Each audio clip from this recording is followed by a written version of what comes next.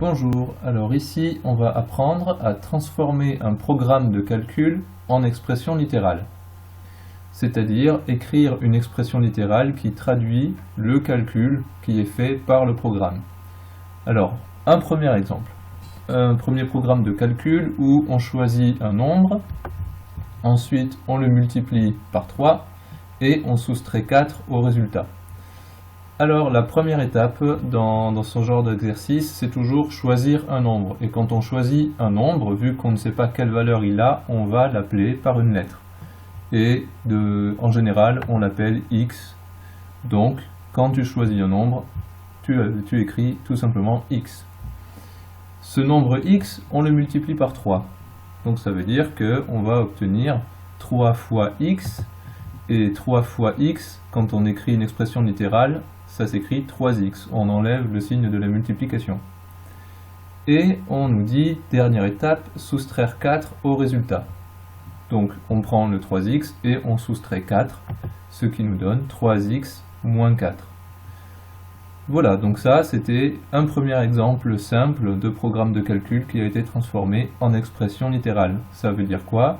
Ça veut dire qu'au lieu de dire je choisis un nombre, je le multiplie par 3 et je soustrais 4 au résultat, on peut tout simplement dire je prends x et je fais 3x moins 4.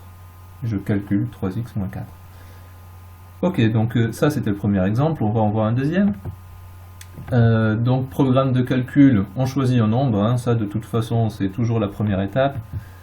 On lui ajoute 4 et on divise le résultat par 5. Donc choisir un nombre, première étape, comme dans le premier exemple, on appelle notre nombre x. On lui ajoute 4, ça nous donne x plus 4. Et on divise le résultat par 5. Alors là, on va écrire x plus 4 divisé par 5, mais attention, on n'oublie pas de mettre des parenthèses autour du x plus 4, puisque dans notre programme de calcul, d'abord on ajoute 4 au nombre x, donc on fait d'abord le x plus 4, et ensuite la division par 5. Si on avait écrit x plus 4 divisé par 5 sans les parenthèses, on serait obligé d'abord de faire la division puisqu'elle a la priorité sur l'addition. Donc on n'oublie pas dans ce cas-là les parenthèses. On note que x plus 4 divisé par 5, étant donné qu'on a une division, on peut aussi écrire le résultat sous forme de fraction. Donc au lieu d'écrire x plus 4 divisé par 5, on peut écrire x plus 4 sur 5 avec un trait de fraction. Ça marche aussi, les deux sont justes. Bien, maintenant troisième exemple de programme.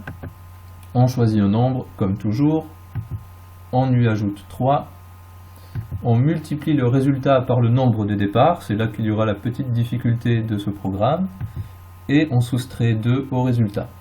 Alors, première étape, comme dans les deux premiers exemples, on choisit un nombre, on l'appelle x. A noter que le nombre, on pourrait lui donner n'importe quel autre nom, on pourrait l'appeler z, on pourrait l'appeler b, etc. Mais pour se simplifier la vie, on l'appelle x, on lui donne toujours le même nom, comme ça c'est plus simple, on se prend pas la tête avec des noms différents.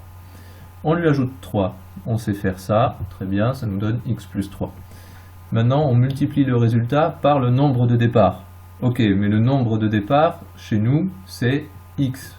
Donc en fait, le x plus 3 qu'on a déjà déterminé ici, on va le multiplier par le nombre de départ, donc par x.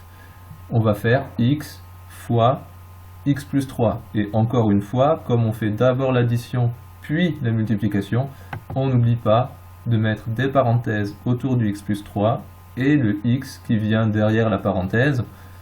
Encore une fois, ici, le signe de multiplication n'est pas obligatoire puisque le x est collé à une parenthèse. Donc x plus 3 entre parenthèses et x, ça signifie x plus 3 multiplié par x.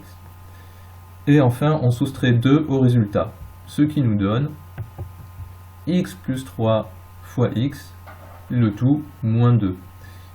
Voilà, dans notre dernier programme de calcul, choisir un nombre, lui ajouter 3, multiplier le résultat par le nombre de départ et soustraire 2, ça se traduit par x plus 3 fois x moins 2. C'est quand même plus court, plus simple à utiliser, et c'est pour ça qu'on s'embête à traduire des programmes de calcul par des expressions littérales.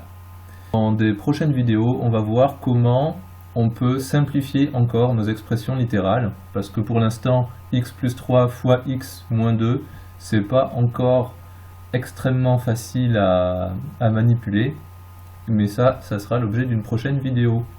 Bon entraînement!